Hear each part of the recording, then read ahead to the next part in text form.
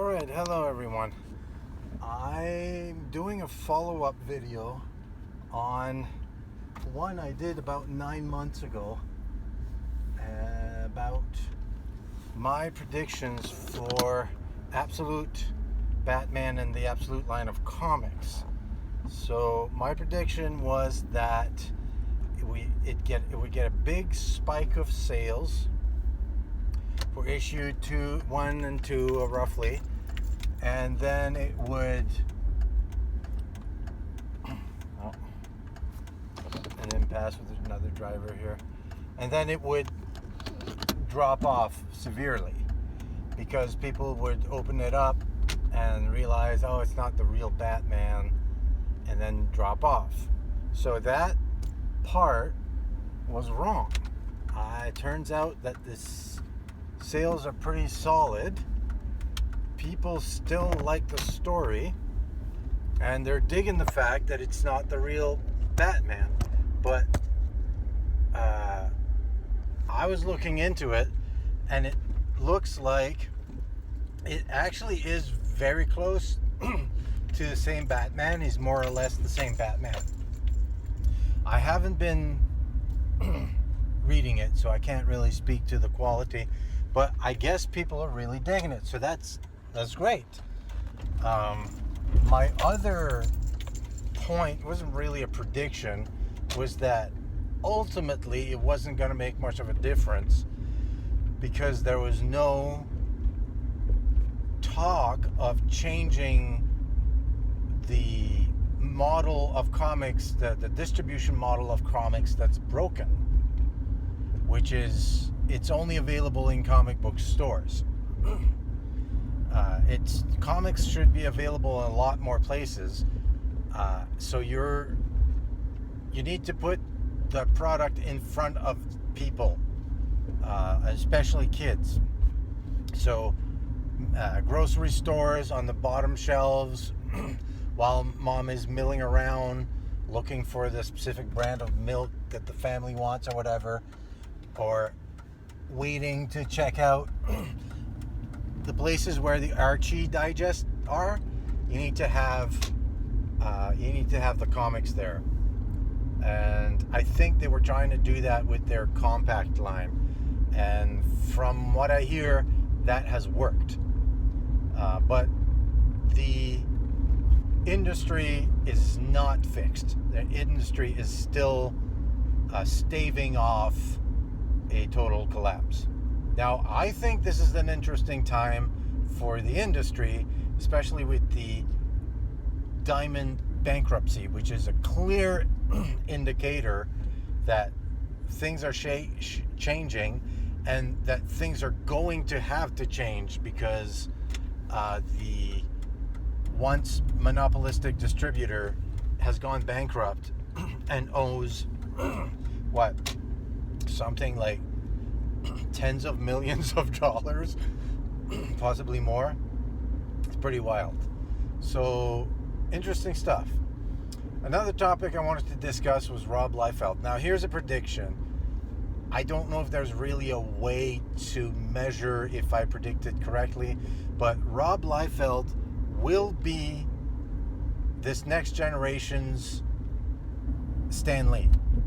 There's nobody else who can do what Stan Lee did other than Rob Liefeld.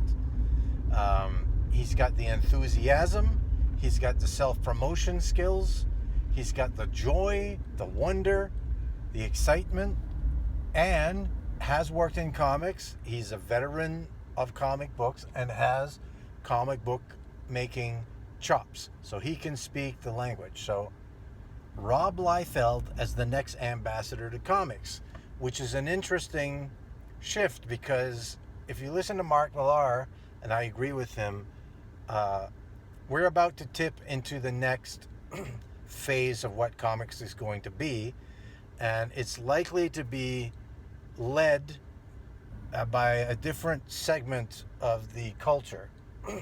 So it's going to be the people who are ultra progressive, I guess is the word. they're going to be on the way out. They're aging out of the industry. You got these young people that are coming up, that came up on the movies and the games and stuff, that are going to be looking to possibly work at these companies and shake them up because they have a love for the characters, because they love the RDJ Iron Man and that kind of thing. So I'm stealing a lot of that from Mark Millar. But the thing is, the way that ties into Rob Liefeld is that Rob went on a podcast, like it was a pastor's podcast. It might have been his pastor's podcast. I listened to it. It seems like maybe Rob is part of like a mega church or something. I don't really know how it all works in that church culture, but that's what it looks like to me. But it was specifically to discuss Christianity and the Bible and comics and stuff. And I don't think that's ever happened. And Rob was kind of defending comics to Christians, but I feel that is kind of having an effect that I don't think they were going for, which is to serve as a marker for that shift towards a different kind of leadership in comics. And Rob is definitely positioned as a leader in comics.